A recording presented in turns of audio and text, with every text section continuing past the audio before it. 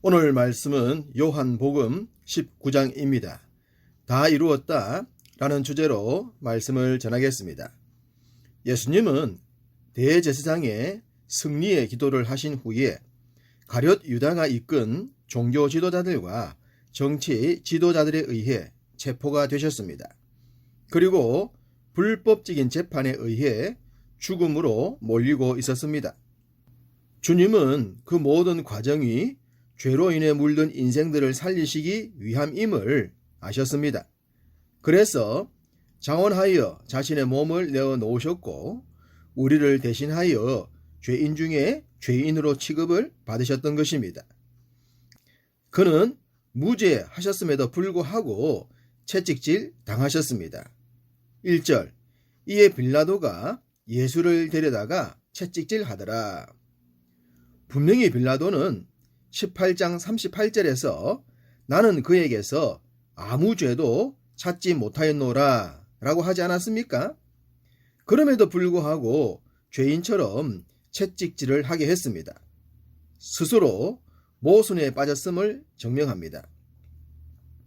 빌라도는 탁월한 정치가였습니다. 탁월한 정치적 판단력으로 예수님을 본 순간 죽일 자가 아님을 확신했습니다. 그렇다면 당연히 무죄 석방해야 했지만 그는 정치적으로 계산을 합니다. 예수님을 석방했을 때에 유대인들의 표를 잃을 수 있다는 것을 말입니다. 그래서 자신이 잘못 판단하고 있음을 알면서도 예수님을 불법 재판으로 몰고 갔던 것입니다.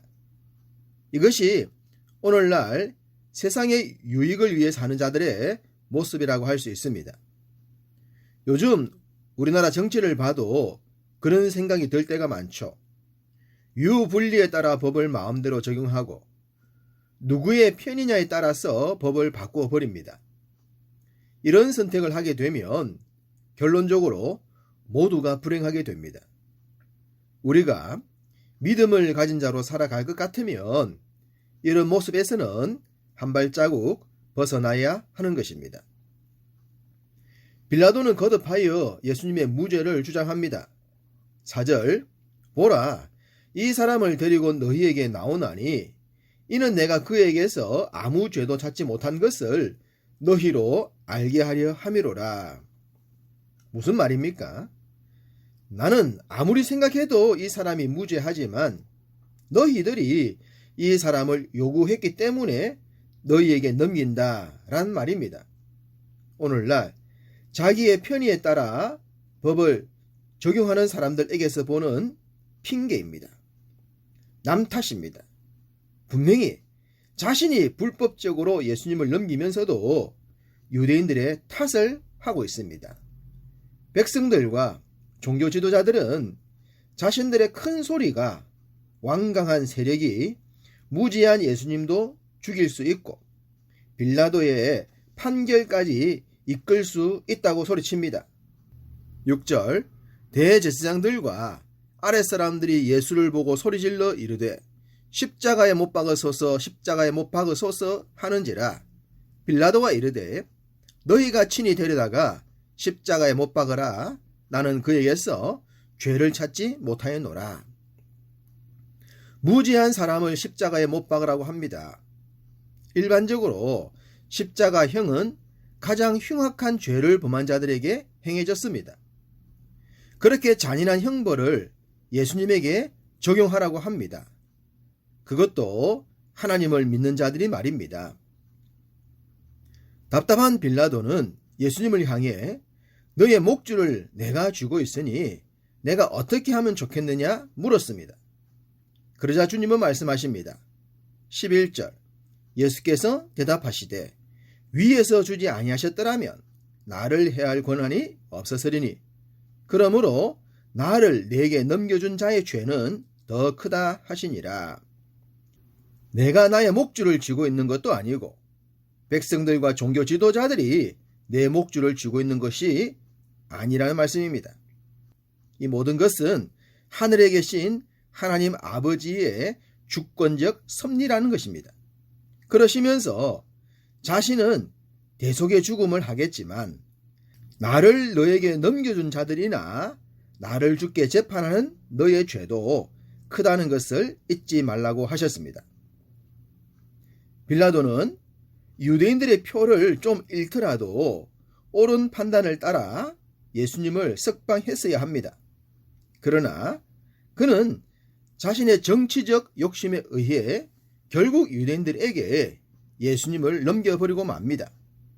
그리고 2000년이 지난 지금까지 빌라도는 그 판단으로 인해 욕을 듣게 됩니다. 옳은 것을 무시했고 옳은 사람을 죽게 했기 때문입니다.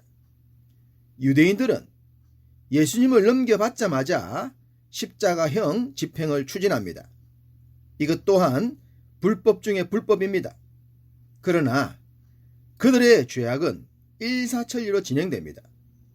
해골이라는 뜻의 골고다까지 무거운 십자가를 지워 가게 합니다.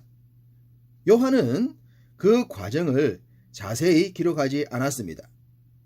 그러나 지금도 이스라엘 현장을 가게 되면 비아 돌로로사, 곧 고난의 길 흔적이 남아 있습니다. 총 14군데의 장소를 만들어 놓았는데 적어도 3번 이상 쓰러지셨다고 합니다.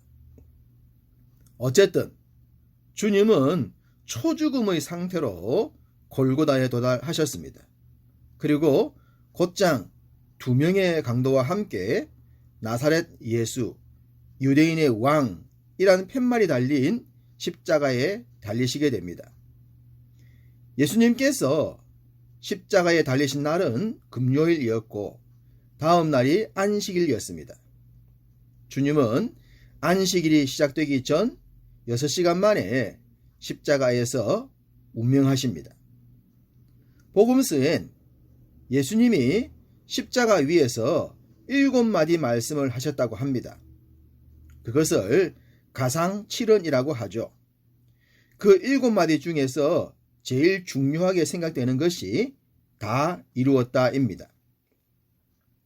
아담 이후 원죄로부터 자유할 수 없었던 인생들을 살리시기 위한 사역을 완성하셨다는 뜻입니다. 이제는 더 이상 죄와 사망으로부터 얽매일 필요가 없도록 하셨다는 말씀입니다. 예수 그리스도를 믿음으로 인해 구원받게 되는 것이 완벽해졌다는 말씀입니다. 온 인류를 위한 거룩한 대속의 죽음. 그러나 사람들의 손가락질 속에 죽으신 주님의 시신은 외면당할 지경에 놓이고 말았습니다. 그때 아리마대 사람 요셉이 등장합니다. 그는 비록 12명의 제자엔 속하지 않았지만 주님을 따랐던 제자였습니다.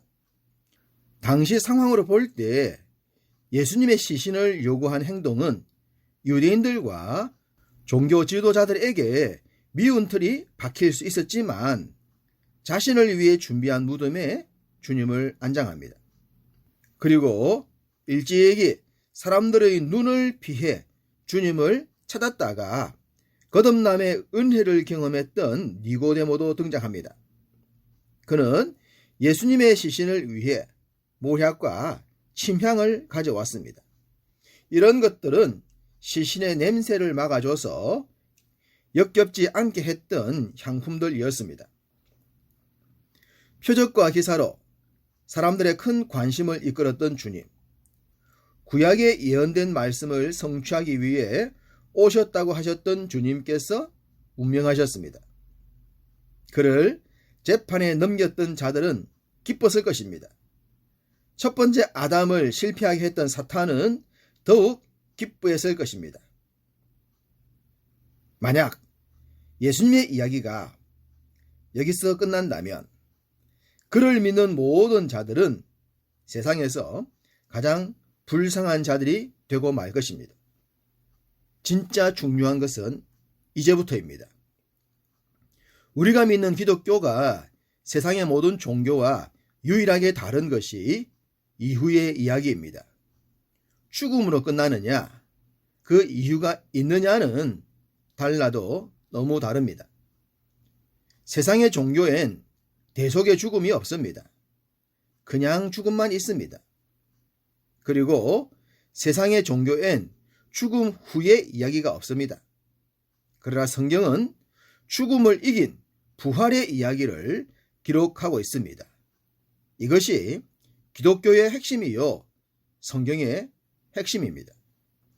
왜 예수님만이 유일하신 길이며 진리이며 생명이 되실까요?